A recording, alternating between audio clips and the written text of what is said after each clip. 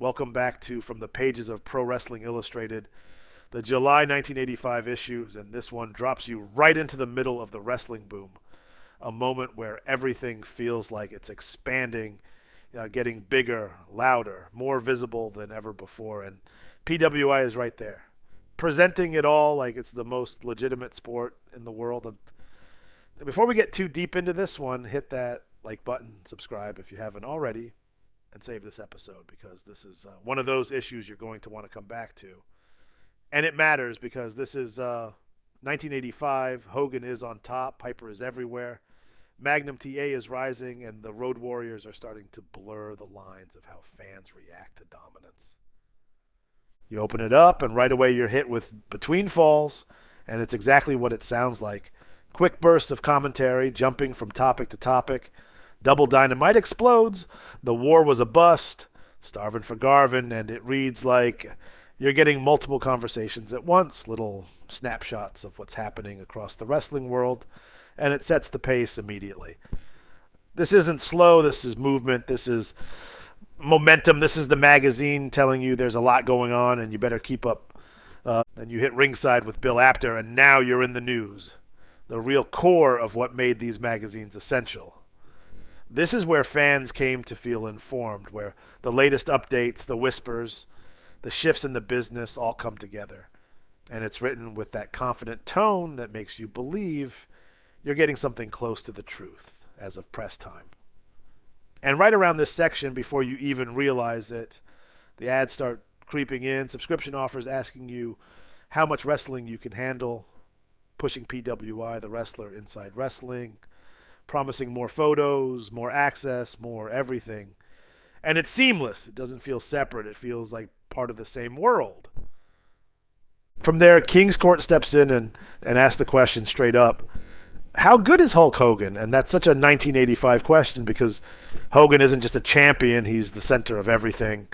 And the piece breaks him down in that analytical PWI style, treating him like an athlete under evaluation. Not just a character, not just a personality, but the standard, the measuring stick. And then Dressing Room Confidential follows, pulling you a little closer behind the curtain without ever breaking the illusion, giving you that sense that you're getting insight into the locker room, into the mindset, into the atmosphere that fans never actually saw. And then the magazine shifts into that quote-driven section, what they're saying, top rope, and now you're hearing voices, wrestlers speaking, opinions being thrown around, and Dan Shockett stepping in to defend the rule breakers, flipping the usual narrative, giving you that counterpoint that keeps things interesting because not everything is black and white, not everything is hero versus a villain the way it looks on TV.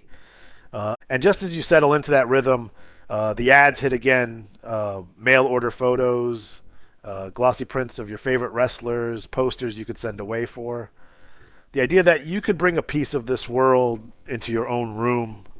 And right next to that, those classic mid-'80s ads, training schools promising to make you a star, bodybuilding programs telling you how to build a champion physique, novelty items that feel completely out of place and yet somehow perfectly at home in a wrestling magazine. Then we move into On Assignment with Liz Hunter, and now it's Baby Doll. And this is where the magazine leans into personality and perception, giving you what it calls the real story, pulling back just enough to make you feel like you're seeing something deeper, something more complicated than, what's presented on television. And that flows right into In Focus, where everything tightens up again. Quick hits, a t-shirt contest, press clips, even a note about Butch Reed's new look, and it's that mix of fan engagement and wrestler presentation that keeps the pacing sharp. Then Press Conference brings in Rick Martel, and now it's direct question and answer. The AWA World Champion speaking for himself, talking about his position, his mindset, his place in the sport. And it's presented like a legitimate athlete interview, reinforcing that PWI tone that this is real competition, real stakes. And then the issue hits its stride with the feature block, Magnum Force, Magnum T.A guns for the NWA World title. And you can feel the momentum in the writing. This is a rising star at like at a crossroads, someone being positioned as the future, and it reads like a build, like something is coming, and then right behind that, one man gang explodes onto the page, a raging, uncontrollable force under Gary Hart, presented like chaos personified, the kind of character that doesn't just compete, he overwhelms. Then it all comes together with Hogan versus Piper, and the magazine finally says it. Enough hype, let's wrestle. Because by this point, the feud has gone beyond the ring. MTV exposure, mainstream attention, and PW. I brings it back to the core, settle it where it matters, inside the ropes. And that's such a key moment because it shows the tension between spectacle and sport. Then we slow it down just enough for the PWI close-up on Sergeant Slaughter, a mini biography that frames him as the all-American hero, the embodiment of patriotism. And right after that, you get the super bonus pin-up, full-page collectible, something you could tear out, hang up, keep. And again, it's not labeled as an ad, but it functions like one. It's part of that experience of owning the magazine. And then we get one of the most interesting pieces in the entire issue. Will the fans' cheers ruin the Road Warriors? And now you're dealing with something deeper, crowd psychology, a dominant team starting to get cheered instead of feared. And the question becomes, what happens when the reaction changes? What happens when the very thing that made you intimidating starts to shift? And that's a level of thinking that goes beyond simple storytelling.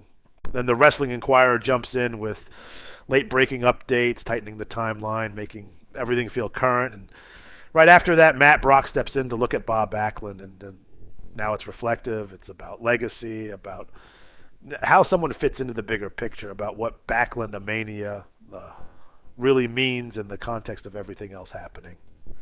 And as you move toward the back of the issue, the structure locks in, arena report, giving you match-by-match results, grounding everything in actual events, showing you where these wrestlers have been, what they've done, how they've performed, and then the official wrestling ratings, the backbone of PWI credibility, rankings that fans took seriously, that sparked debates, that gave structure to the chaos.